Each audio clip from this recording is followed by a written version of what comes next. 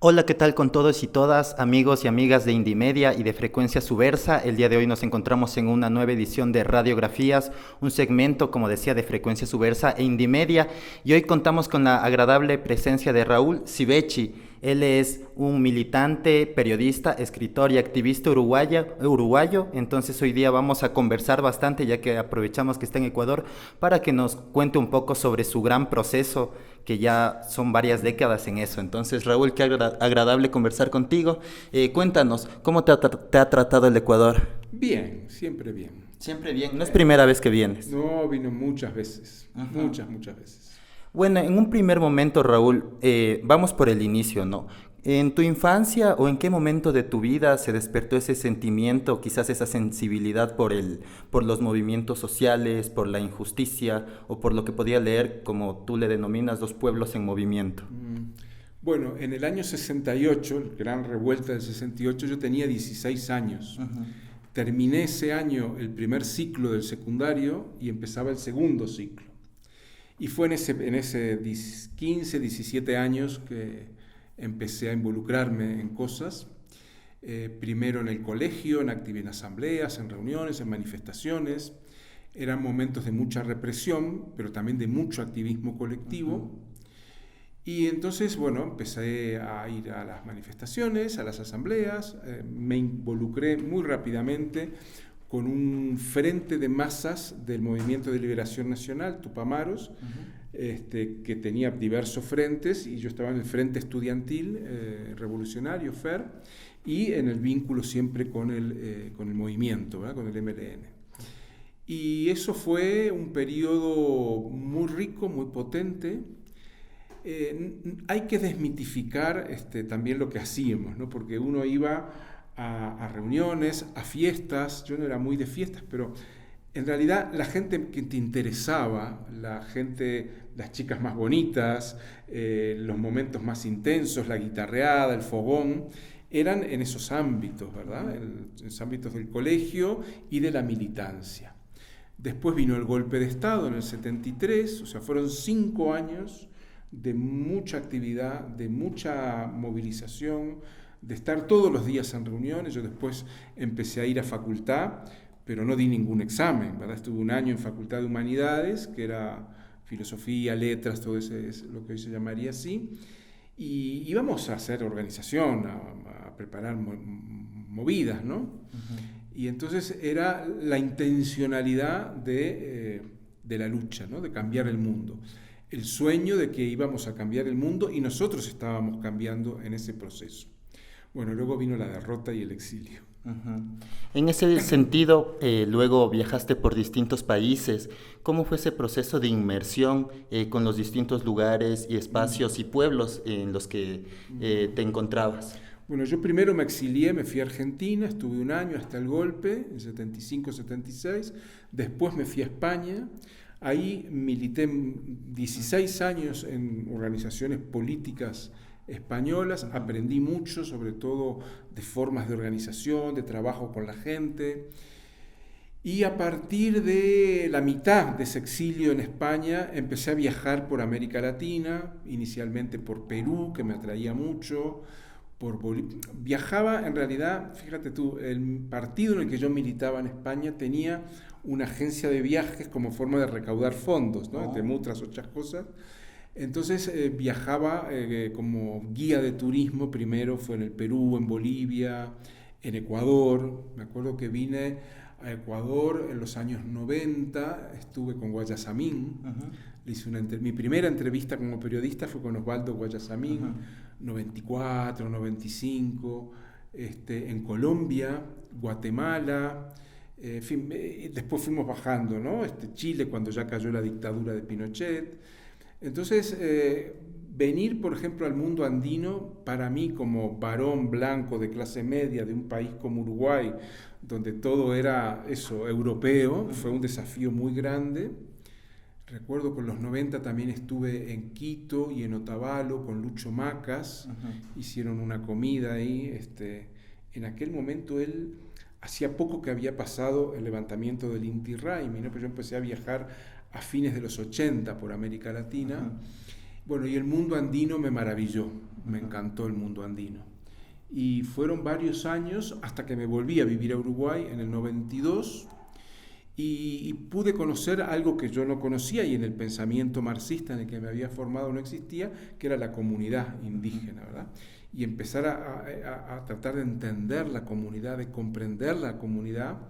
Era muy difícil por esa formación o deformación, si prefieres, y me ayudó mucho la literatura, ¿verdad? Me ayudó José María Arguedas, el peruano, para mí uno de los más notables escritores del mundo, y el ecuatoriano Icaza, Jorge Icaza, ¿verdad? Guasipungo, todas aquellas novelas. Después de lo que vivías con las comunidades, el leer esas novelas te ayudaba bastante a entender más cosas, ¿no? Y después me volví a vivir al Uruguay en el 92, porque ya había caído la dictadura en el 85, pero yo iba y venía todos los años. Y después vino la segunda gran renacimiento, que fue el zapatismo. La revuelta zapatista del 94 fue para mí una removida de pies a cabeza y bueno, y fue lo que hizo que sea quien yo soy hoy, ¿verdad? Una persona que está con los pueblos, que quiere estar cada vez más, a pesar de que ya tengo casi 72 años, sigo en ese trillo, ¿verdad? Pero quiero decir que hubo dos momentos en mi vida, ¿no? El de la adolescencia, el de descubrir el mundo de la lucha, de la militancia, y luego la crisis del socialismo real, la búsqueda de la comunidad y el zapatismo. El zapatismo me formateó de arriba abajo. Totalmente. Sí, totalmente. En ese sentido veía que tienes bastantes publicaciones y bastantes artículos como escritor, como periodista. ¿Cómo fue ese proceso, ese camino de empezar a escribir? ¿Qué consejos podrías darnos a quienes queremos meternos en ese camino de la escritura? Bueno, yo al principio escribía y no me salía nada. Yo empecé a escribir con las máquinas de escribir, ¿verdad? Aquellas las de las teclas que se traban, ¿no? Después con la computadora fue más fácil. Pero yo lo que descubrí es que tienes que tener algo para transmitir desde adentro. Yo nunca me olvidaré, porque yo la conocí en Guatemala, cuando ganó el premio en el 91 a Rigoberta Menchú. En el 92 ganó el premio y yo llené toda mi habitación de velas y de fotos de ella, y entonces como que hice como una meditación, y desde los afectos fue como comencé a escribir, ¿no? Yo ya había empezado a escribir antes, en los 80, como crónicas de viaje. Yo creo que uno tiene que empezar por lo sencillo, por lo que siente, por lo que le afecta. Si algo no te afecta, si no tenés un sentimiento, es difícil escribir. Yo solamente lo racional vino después, ¿no? Pero yo creo que es importante para quien escribe. Lo mío es escribir, lo de otros puede ser foto, video, lo que sea, películas. Lo mío es escribir, redactar, me gusta mucho, disfruto mucho de la redacción. A veces me piden algo y tengo que hacerlo muy a las patadas y eso no está bueno. Pero en los comienzos fue dándome mucho tiempo, puliendo. Hay como una cosa del artesano, ¿verdad? Que hace carpintería, que le pasa un papel lija porque esto quedó un poquito rugoso, o una pinturita aquí, ¿no? Yo creo que el momento de pulir la escritura es muy importante. A mí Eduardo, tuve relación con Eduardo Galeano, presentó mi primer libro en el 95 sobre el zapatismo, y trabajamos un poco juntos con el zapatismo.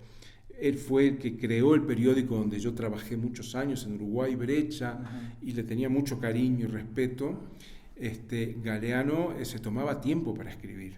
Él hacía un articulito y lo mismo estaba una semana para hacerlo. O sea, el tiempo fundamental. Paso de hormiga. Sí, y los sentimientos, ¿no? Lo que uno siente, poder plasmar en palabras, que es mi caso, lo que uno siente. Bueno, creo que eso es un arte. El escribir es un arte y hay que tomarlo como un arte, y el artesano no hace las cosas por encargo ni en serie, ¿verdad? Hace piezas y piezas únicas. Y yo hay piezas con las que me identifico y otras con no tanto, ¿verdad? Pero sí creo que es un arte.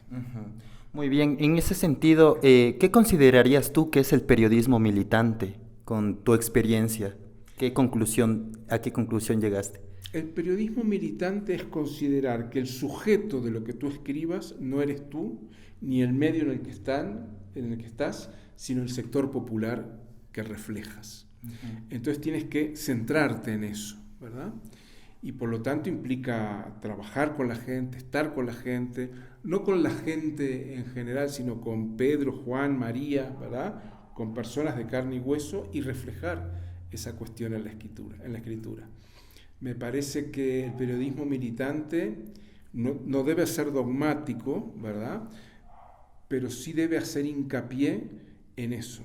Yo, aunque tenga un nombre, aunque tenga un periódico, una personalidad que escribe, me debo a ese sujeto colectivo. Uh-huh. En ese sentido, digamos que hace rato me mencionabas que hay 2 momentos que fueron decisivos en tu formación.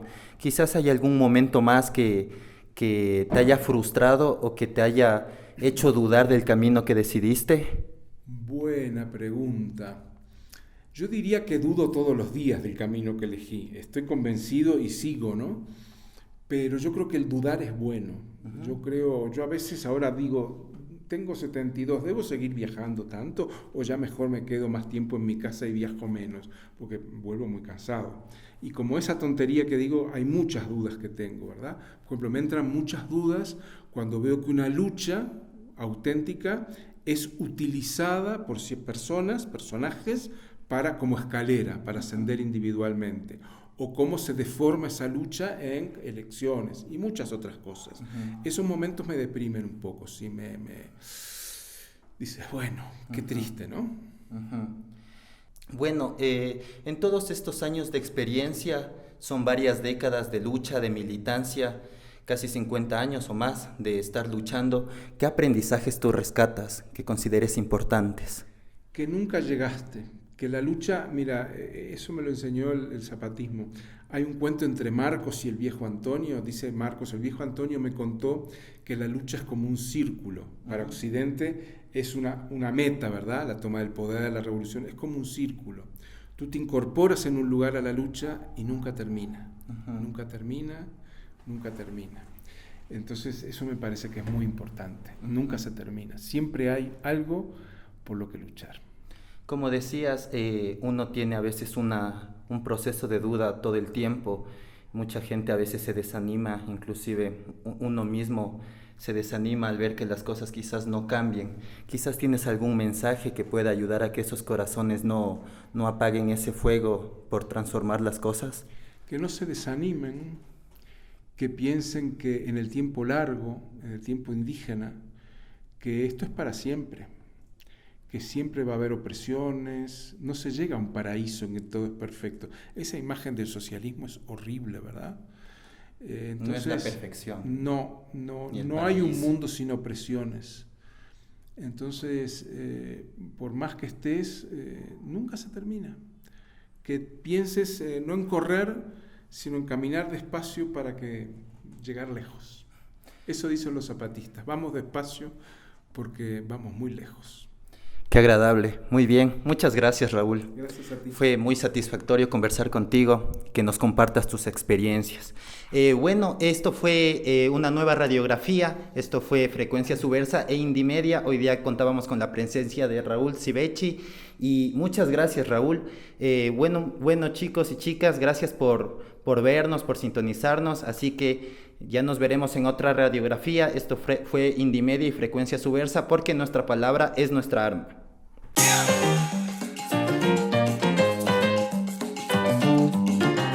Esta es la sala de las panteras negras o comedor popular. Ajá. Porque las panteras tenían, se supo mucho después, por lo menos yo lo supe después, comedores populares para la población negra que realmente sufría mucho. Incluso hay una persona blanca. Sí, o clarita. Ajá. Entonces es como una historia de los comedores populares en la lucha. Aquí aparece el paro nacional del 2022, ¿verdad? Que en realidad por las caras parece del siglo pasado, ¿no? Sí. Pero de hecho es más toda la reciente de lo historia que parecería. de Chile y de diversos lugares donde ha habido ollas comunes. Qué bonito. Y aquí un pequeño altar. Ajá. Con un escudo de la revuelta, ¿verdad? Y después diversos adornos. Qué bonito. Sí. Súper bien. Un pañuelo maya, diversos símbolos. ¿Tu formación entonces en un primer momento fue marxista? Sí, sigo teniendo a Marx en el horizonte, pero no se puede trasladar a Marx mecánicamente. Ni calco ni copia. Ni calco ni copia. ¿Quién dijo eso? Mariette. Ah, era la prueba que te iba a tomar. Sí. Bueno, muchas gracias. Gracias a ti.